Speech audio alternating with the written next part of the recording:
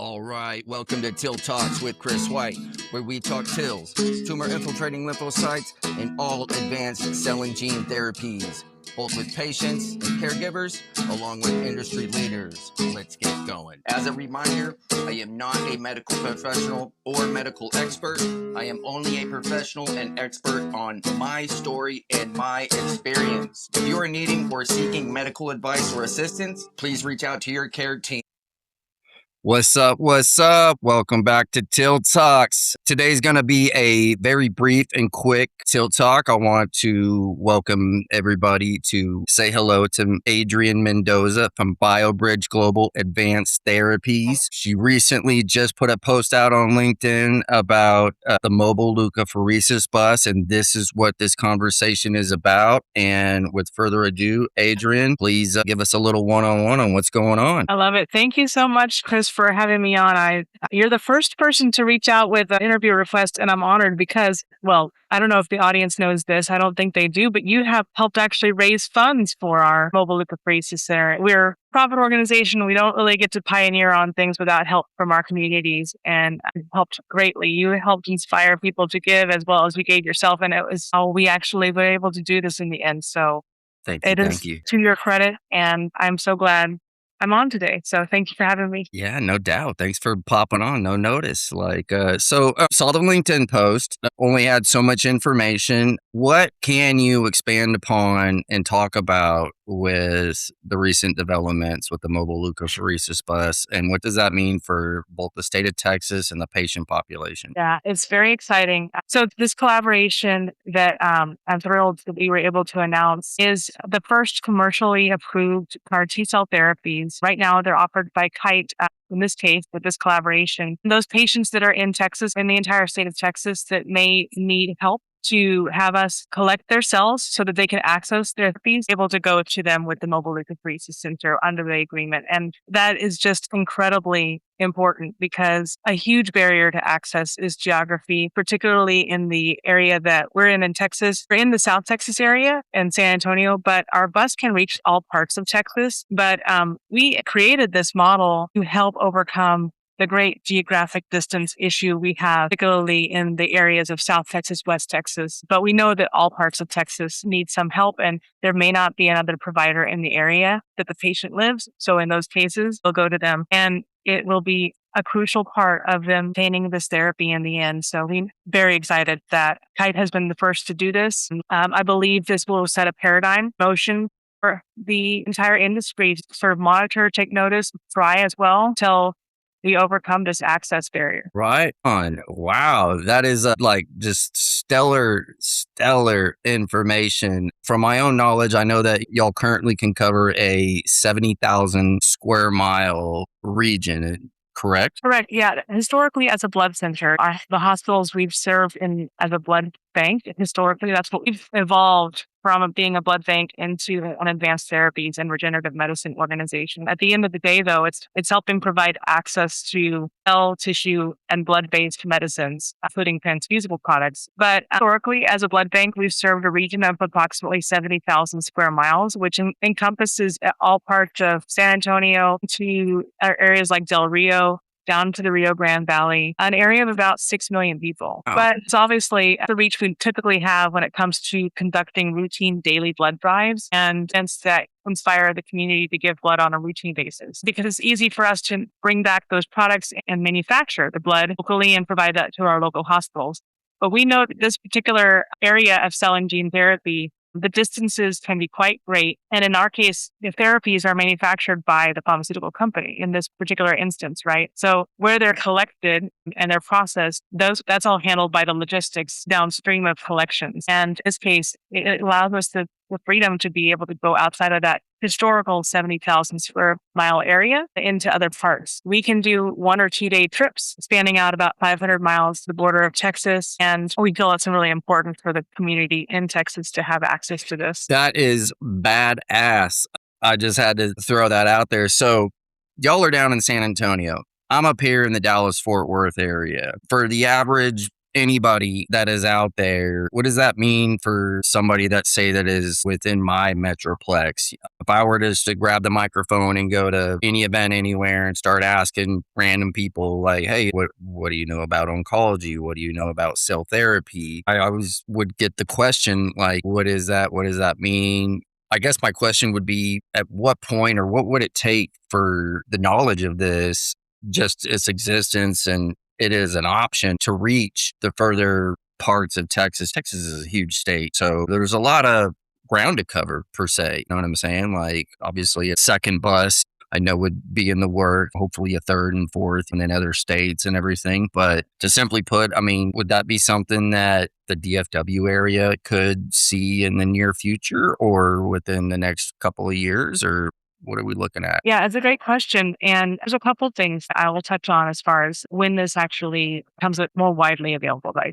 This is a key ingredient to the paradigm of improving access to advanced therapies, having this collection capabilities, which is what the Mobile Leukapheresis Center does. And we always have that online and available no matter where the patient is. So we actually, I'll touch on one of the points about the second Mobile Leukapheresis Center. Excitingly, that has been underway, raised enough funds to support a second Mobile Leukapheresis Center, and that will be available this year. Actually, just a few months from now. Stay tuned. We have an announcement about that. But that's so that we can always have the availability, no matter if there's, let's say, 2 patients, one in Rio Grande Valley, one in Hill Country, same day, they need to have the apheresis service. We'll send the 2 buses out. And also just backup. When we have a maintenance or an area where we need to pull the bus out of service, we'll always have another backup. That way, nobody's ever waiting for it to go back online. So that's the point of having a second bus. It's not so much the geographic distance as being able to support patients all the time. But the buses that we have are capable of going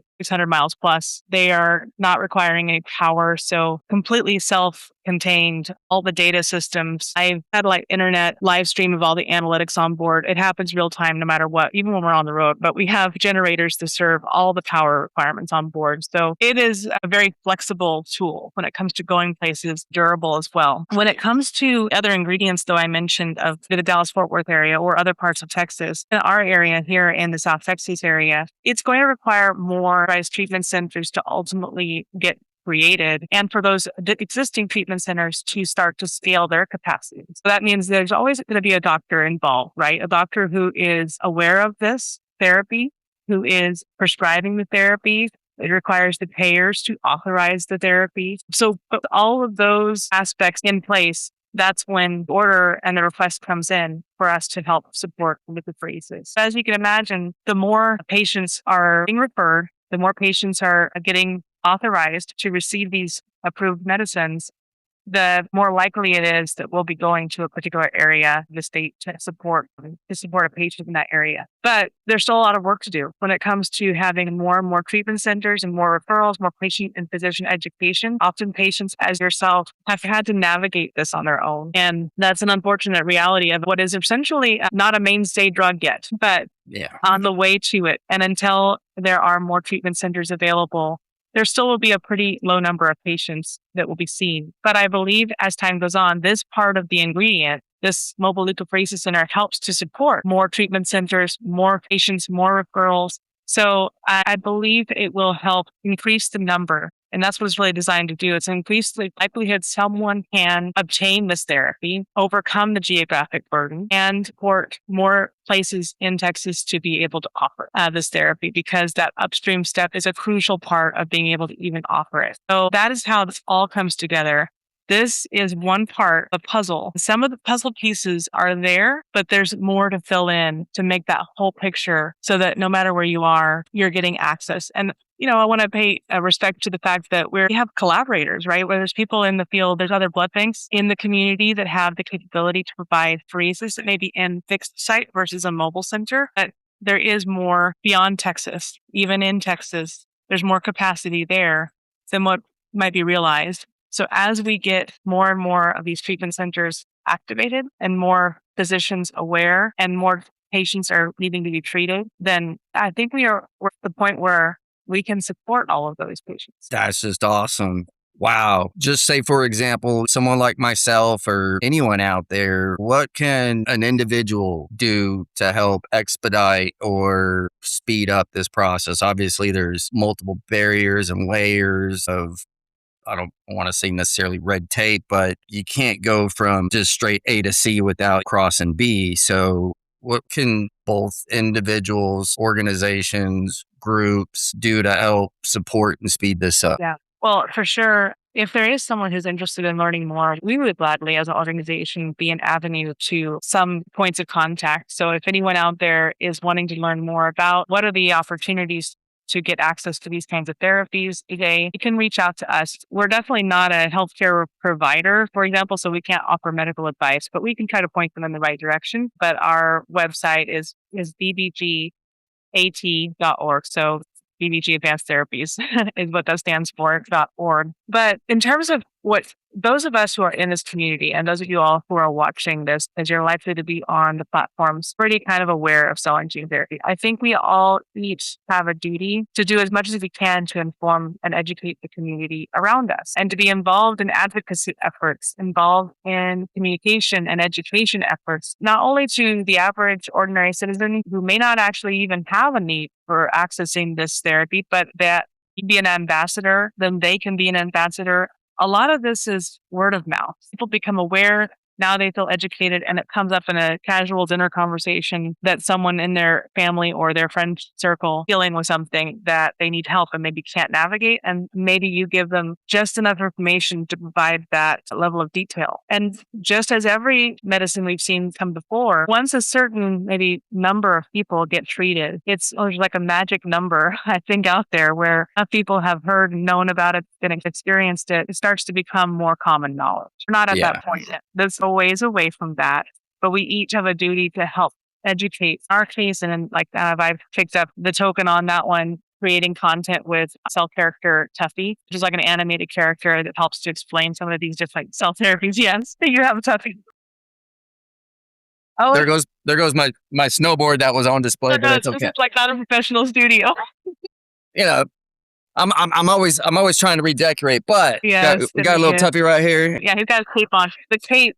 We think of the Mobile Leukapheresis Center as a school bus for cells. It picks up the cells, and takes them to training camp. And so at training camp, Tuffy got his cape, and now he's ready to fight. So we organized that. But that's my attempt at doing what I just offered to all of you in the audience is do what you can to help educate your community. And you have knowledge that I guarantee most people do not have. You have insights as to how people can get involved in a clinical trial, do a commercial therapy. There are so many great organizations that are doing important things. I'm so proud of our colleagues at KITE that have wanted to do things differently and uniquely so that we can overcome these things together. And I know there's others out there who are trying to instill the infrastructure and the knowledge necessary to bridge those gaps. But I believe we all have incredible power to help our community better understand. And the more people know, the more empowered they are to help someone when they need it. So it's what we're all charged to do. So I hope you all sort of take that on and find a way to do your own Tuffy, to do your own Mobile Leukapheresis Center, whatever it takes to support finding a new system and a new way of navigating this. Straight up. I mean, you got to start somewhere. And my whole mindset always has been and always will be like something is better than nothing. You know what I mean? Like you're only going to miss 100% of the shots that you don't take. So somebody's got to be the first. So cheers to BBG Advanced Therapies. Cheers to KITE. Cheers to Texas. History literally being made now. You know what I'm saying? Like, what was this yesterday? Like little over 24 hours ago that you put the post out that said that, hey, BBG and KITE, we got this collaboration going. I immediately was like, man, it's a huge step. Like might be baby steps, but like I said, you gotta, before you can run, but hopefully we're all going to be sprinting and crossing the finish line here sooner than later. We're blazing the trail so others can follow. That's what we do. And I believe that this is the start of a paradigm shift. I know that's cliche, but it is a paradigm shift. And no, you're right. The way that therapies can be accessed because we're decoupling stuff that historically has been tied to authorizing a treatment center to make these therapies available. When that's coupled and when it's flexible and it can be transported to wherever it needs to go, it is a complete change in how the supply chain works in this field. And it still preserves the quality, it preserves the integrity of the chain of custody and chain of identity just as it needed to be. And I believe that, thank you, by the way, for acknowledging it's one step in a larger journey, and there's more to do. Reflect on what it took to even get here. There's been innumerable conversations I've had with the FDA, with FACT, with AABB, with the CMS, HHS groups to unpack and package what it takes to actually decouple that step. And so proud of the teams. It's not just, of course, me. I get the privilege of being spokesperson for a lot of this, but it has taken a village. And the people who are on both the pharmaceutical side, patient advocacy side, just as yourself, the people who have given financial means to help support this get launched, as well as the regulators, the accrediting bodies. They've all been so supportive of getting this going, being creative and thinking outside the box, because everybody wants to fix this. And we're finally at a point where we have a way of thinking and doing things differently that we haven't tried before, but now we're trying it. And that is very, very exciting to see happen. Extremely exciting. I'm so glad that we were able to make this connection and have this conversation as quick as we did, because to me, I mean, there's no better time than the present, and it's such a gift. So thank you so much. I know you got a busy schedule, you got a busy day. So again, thank you for taking the time to come on here and talk about this a little bit. Anything else you want to mention before you got to log off? Yeah, I want to just highlight a couple of next steps. Those of you guys who are watching this all unfold, we're going to see those patients that are going to benefit from this. We'll see over time, help form the industry. How does this impact access and availability? How does it overcome? So I look forward, even years from now, looking back and seeing the curve, the arc of when a program like this has an impact to our community and potentially to others as well. So I hope it does inspire others to get involved in various ways. And like I said, we'll blaze the trail so others can follow. So hopefully it's not the innovation that comes into this space. Straight up. Well, Adrienne, thank you so much to everybody out there listening. Thank you for tuning in, and God bless. Peace. All right, that concludes today's episode of TIL Talks with Chris White, as we talk TILs, tumor-infiltrating lymphocytes, and all advanced cell and gene therapies. As a reminder, I am not a medical professional or medical expert. I am only a professional and expert on my story and my experience. If you are needing or seeking medical advice or assistance, please reach out to your care team. I'd like to thank my guest today for joining me on TIL Talks. To our listeners who have not yet done so already, please follow, comment, subscribe, share, and smash that like button. For more information about TIL Talks and related resources, please visit www.tiltalks.com. I'm Chris White. As always, sending love to everybody. Peace.